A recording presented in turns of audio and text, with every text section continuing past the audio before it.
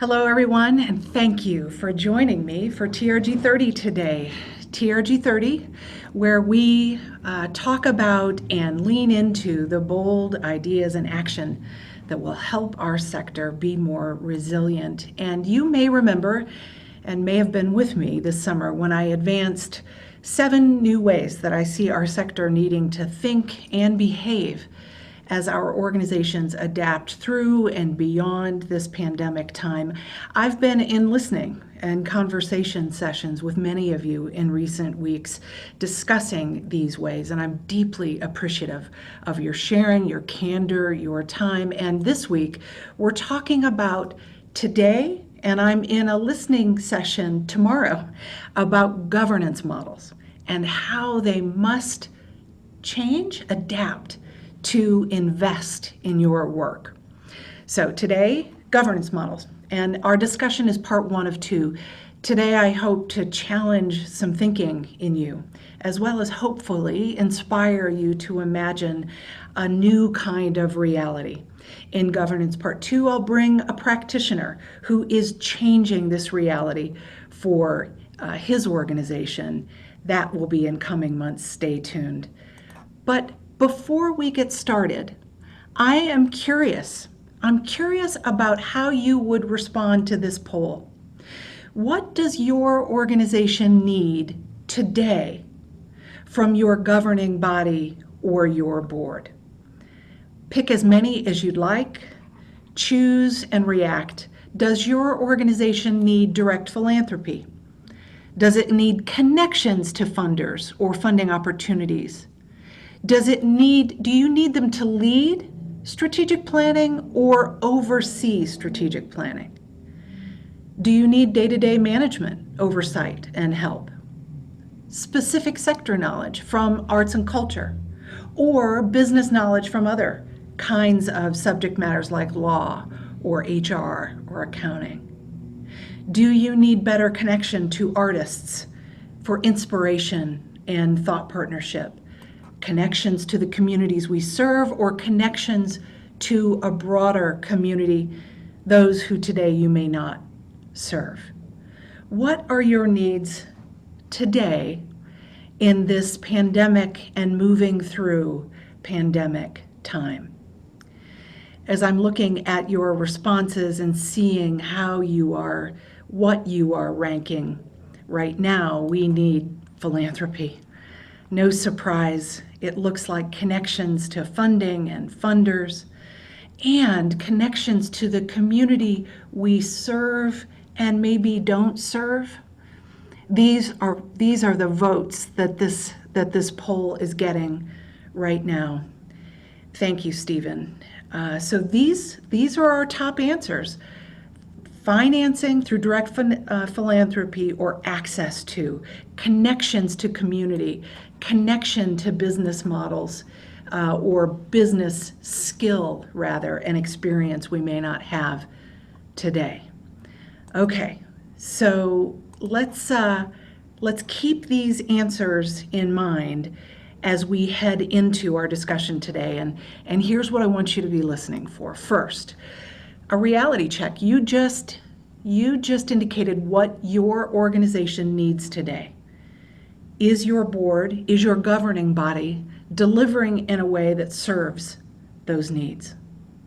Second, I want you to be listening during our discussions for insights and challenges, and especially if you are the chief exec in an organization, insights and challenges not only about your board, but the role you play in creating, maintaining the board that you have. And finally, I want you to be listening. I want you to check if you're on autopilot.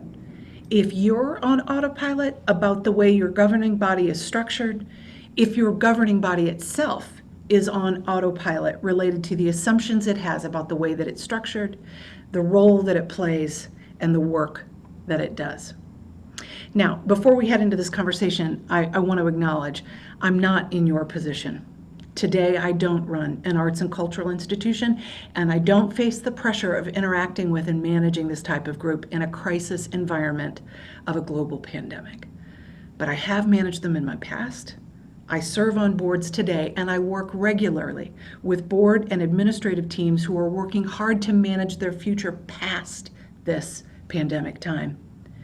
And lest you think that something as abstract and big picture is how your governance runs isn't a now issue, I beg to differ. And during this session, I hope to convince you.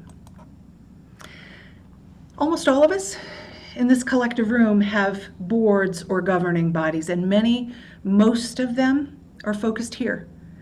It's rational, smart sounding, right? Boards should help plan and analyze, evaluate and control risk, review and assess practice. In fact, these areas of board works are actually required by our government when they deem us a charitable or a nonprofit organization. Governance as control, as accountability officers, as risk managers. And yet, what's missing from this stack of blocks? What if the purpose was this? What if governance was equally focused on risk, but the risk of not being everything we could be? What if your board was not only obsessed about control, but about delivering? I love this action word, this verb, delivering on the organization's mission and strategy. There are realities about purpose, the purpose of your board, your governing body. Have you thought about purpose? If we think on a macro level, there are some purposes that I could identify and want to bring to your attention. In the US, we saw it in the poll. Whether or not your board has a give or get philanthropic commitment, you're familiar with the phrase if you operate an organization in the US. And whether or not they have this, your board is focused on delivering the financing that your organization needs. And there are results and consequences to this. If a board is a fundraising mechanism, boards can get large, and there can be many committees that are standing or mushroom to keep these people active. So more than in other countries we operate in, US boards tend to be larger. Some of you in this room have boards that are 50 people and larger. And they certainly are larger than corporate boards, which I'm going to come back to here in a minute. On the other end of the spectrum is the UK general reality. Generally, the focus is laser tight on business planning and accountability to this planning. And the consequence here is the boards are smaller and their objectives are strategic, but the philanthropic deliverables are small or non-existent. It's a reality about that board, those boards' purpose. And in Canada, it varies. The boards tend to be smaller, yes, but there is a variation. Some boards are big, infrastructured fundraising machines, and some are very focused, small, and nimble.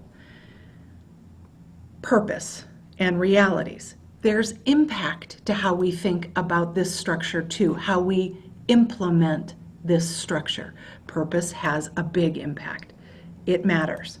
So if we have a big board, this is a little bit of hyperbole, but those of you who spend most of your time managing your boards know that managing that work to keep that legion of people active can be a full-time job.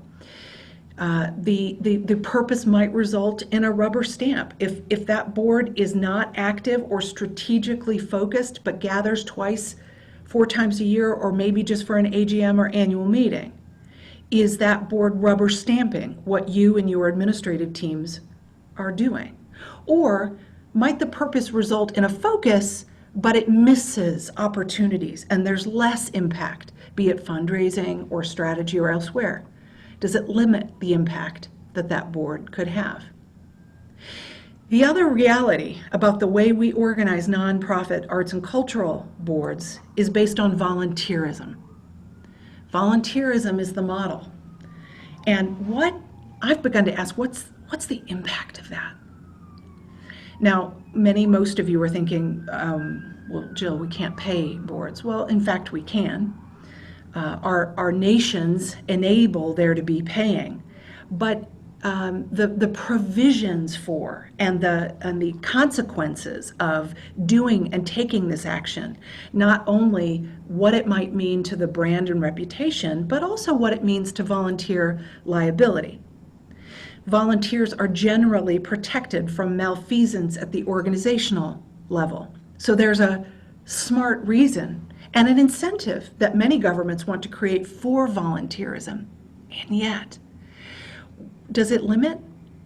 Does it limit our access to talent? If you were on TRG 30 with me when we hosted Shakespeare's Globe, you heard Nell Leishan, who's the deputy board chair at Shakespeare's Globe in London, talk about the tension between being a freelance artist and managing on her income the amount of volunteer work required to serve in a leadership role on that board. And I know the conversations you're having about inclusion and equity and diversity. Does the volunteer model limit the people at your table? I've been curious about this and have researched and have been talking to people like the folks at the National Association of Corporate Directors, a nonprofit organization that counsels corporate organizations about their board strategies. They recruit and pay. I'm not recommending, but I'm interested. They recruit and pay, and when they do, they recruit for skills like this. Think about your own board. You're recruited, and you're recruited if you have strong communication skills, financial expertise, strategic planning experience, a proven track record of excellence, professionalism under pressure. So I'm thinking about posture here. Posture. Are we begging and pleading? Is our posture, please, please engage with us? Please help us? Or is our posture to inspire and challenge people whom we recruit and interview and hold accountable to delivering on getting us through this pandemic time and to a future strategy now? Before we go to questions and what I hope is a robust discussion, I want to introduce you to someone, this guy, Dan Pallotta. If you haven't watched this 2013 TED Talk, please do. I was introduced to this shortly after it was broadcast, and the concepts really never left my thinking, but now in the context of this pandemic and the crisis of creativity that I spoke about last week with author Rahav Harfouche, his work is really rising to the top of my mind again. I want to tell you just a little bit about Dan. He's an American, an entrepreneur, humanitarian, and author. He's best known for he's best known for a lot of things, but he started being known for the multi-day charitable events that he created. You may be familiar with the breast cancer 3-day walks or the AIDS rides or the suicide prevention night walks that they called Out of the Darkness. There's a long story about these events and what happened to them and the money that was raised and the organizations around them. You'll hear about this in his TED Talk. He's also an author, and listen to the titles of these books. Uncharitable: How Restraints on Nonprofits Undermine Their Potential. And Charity Case: How the Nonprofit Community Can Stand Up for Itself and Really Change the World. There's more, but that's a start. And most importantly, he's become the somewhat controversial figure who has suggested that nonprofits and charitable organizations are put in prisons by governing bodies, boards, and others, and these prisons limit their impact. And Dan believes, as I do, as I bet you do, that nonprofits play an exceptional, unique, distinguished role in communities that business cannot play, and that those nonprofits must have impact. So he describes the nonprofit prison as having 5 elements. The first one is this: uninspired compensation models. Uninspired and non-competitive compensation models on our staff boards limit the talent that make this exquisite mission of yours and your peers happen. He tells not the story, but relays the truth that today in the US, if you get a graduate degree at a respected university, your compensation will run somewhere between $250,000 and $500,000 a year. As a nonprofit executive, he offers up the health services or human services executive somewhere between $80,000 and $100,000. So if you're the graduate of that master's program and you want to help the world, will you take 1/3 of your potential value and pay to do that? Or would you get about the business of being successful in business? Get yourself put on that board, make an annual philanthropic contribution, take the tax credit, and end up, as he jokes, supervising and bossing around the poor SOB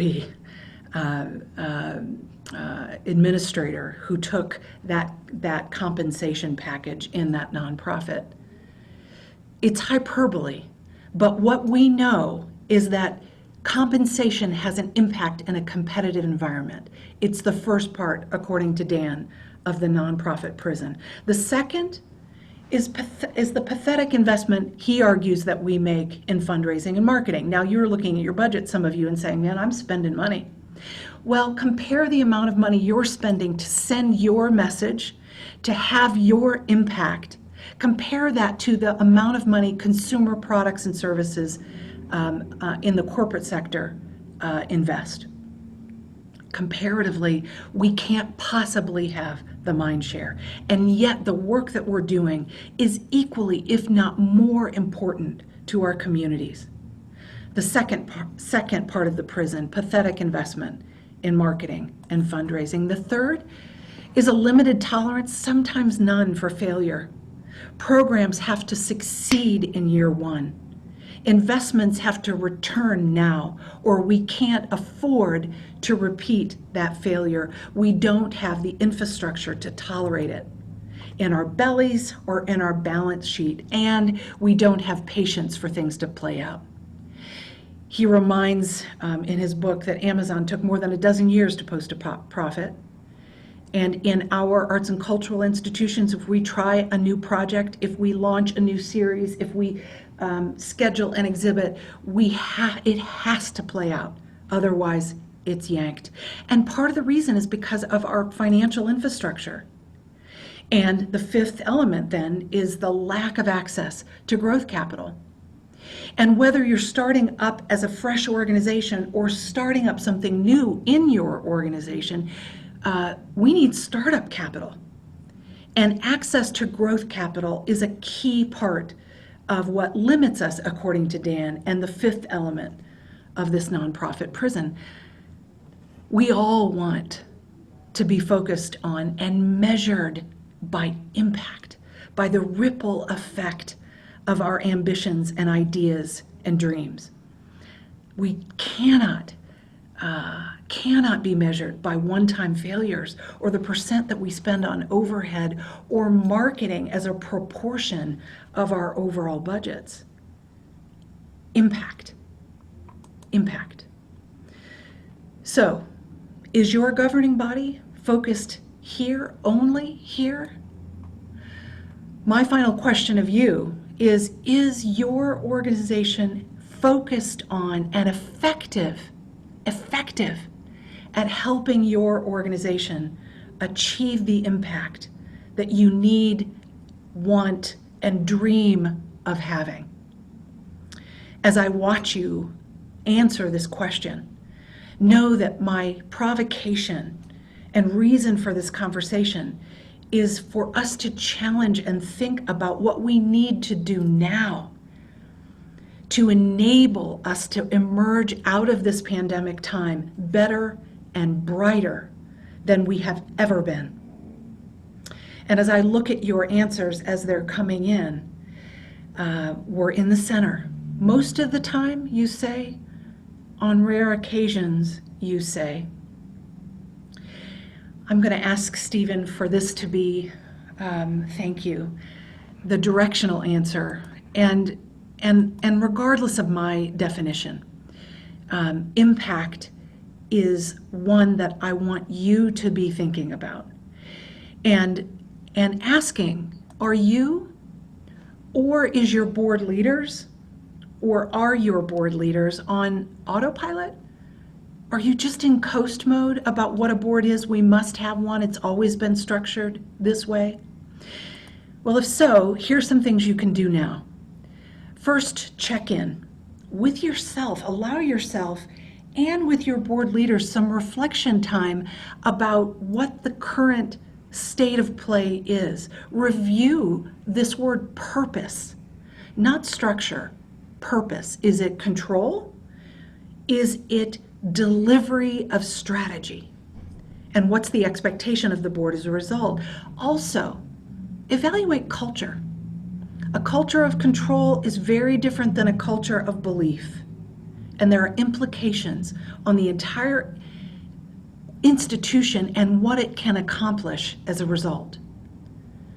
And ideally, the organizational needs that you identified at the front of this session, that's where your board purpose needs to be aligned.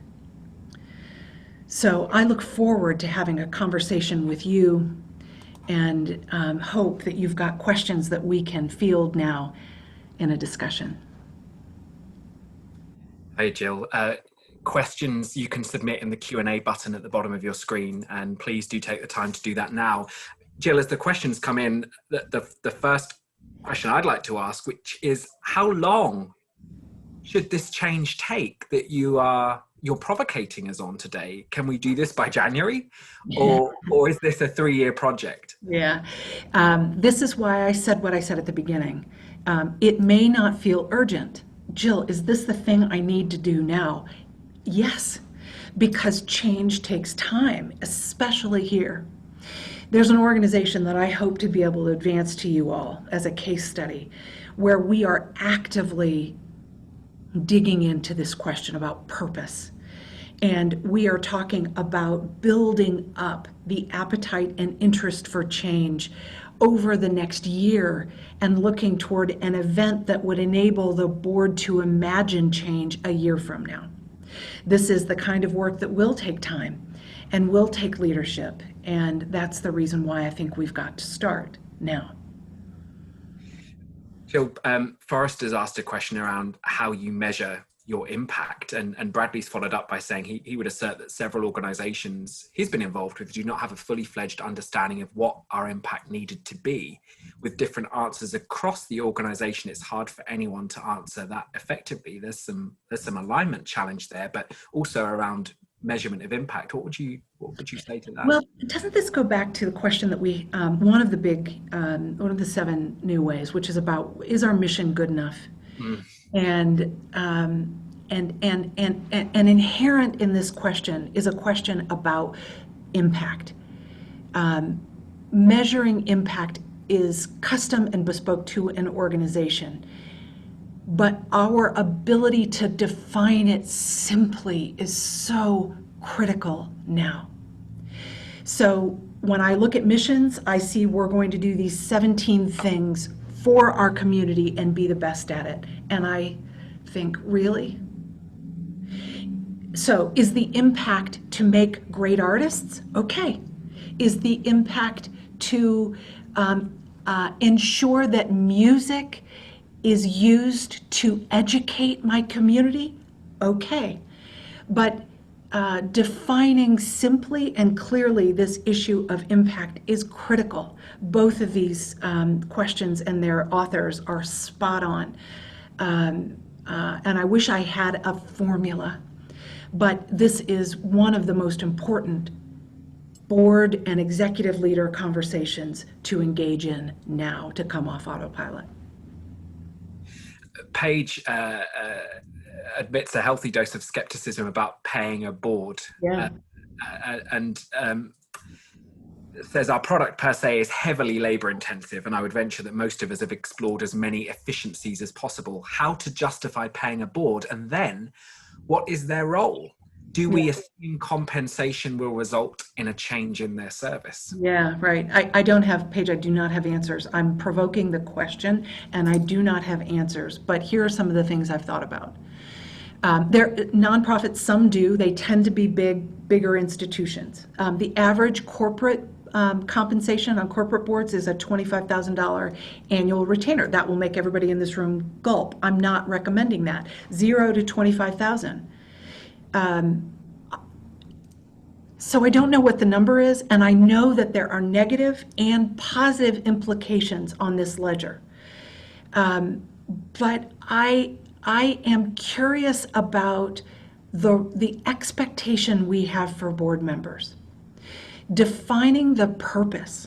And if the purpose is to help my organization achieve impact of educating artists in the best, most robust way, then if that's the purpose, then I, as a chief executive, need people around me who can challenge, help me develop, and deliver on that strategy.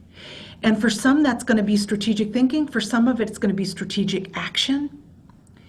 But I'm not sure it's only control and assessment. And so switching the narrative around accountability and who's hiring whom, that's what I'm thinking about and interested in. This is an anonymous question. It seems TRG is challenging us to think about the board delivering value impact just as our programming does. Yeah. Yes, I think that's right. That's interesting. That's right. Because we cannot afford to not have impact. We cannot afford anything that doesn't have impact. And so as we wind down, and Stephen, I'm looking at the clock, always my commitment, I'll answer the questions that aren't anonymous. We are going to pick this up with an organization that is creating change. I am interested in this question about what the structure is and what it might look like, and want to put some more legs on that with you. But impact in a post-pandemic environment, and imagining it on our administrative teams, on our boards, and on our stages and in our exhibit halls, that is what inspires me, and I believe that will inspire people in our communities to step up in critical ways, paid or unpaid. I think we can motivate people to step up if we're clear and inspiring about what we expect from them. I want to just, before you all go, because I know you all have the next set of Zoom calls, I want to remind you about what's coming up on the next TRG 30. We have Birmingham Royal Ballet, who's going to be talking about their efforts near the end of this year. Dr. Michael Maddouse, who will be building on last week's conversation about the crisis in the creative sector as we talk about personal and organizational resiliency. We're going to make a case for the subscription with an author who works outside of and in the corporate world, where the subscription model is on it's on the go-go. And our Canadian friends at the Banff Center, important, critical pandemic and post-pandemic visions that they have for change in their institution. Listen, we are here for you. We want to work with you to help create change. And I just always want to remind you that all kinds of resources, free and otherwise, are available to you, especially the free sector benchmark, which is increasingly serving as a ballast for data and progress and process through this pandemic that will be here on the other side to help deliver tools and ways for you to be looking at your patrons and households. And finally, there are other resources on a consulting basis that we have available that I would love to talk with you about. Thank you for joining me today for TRG 30. Stephen, thank you so much always for being here with me to vet and talk about these important issues for our sector. We will see you next week. Thank you so much. Have a great rest of your Wednesday. Take care. Bye, everyone.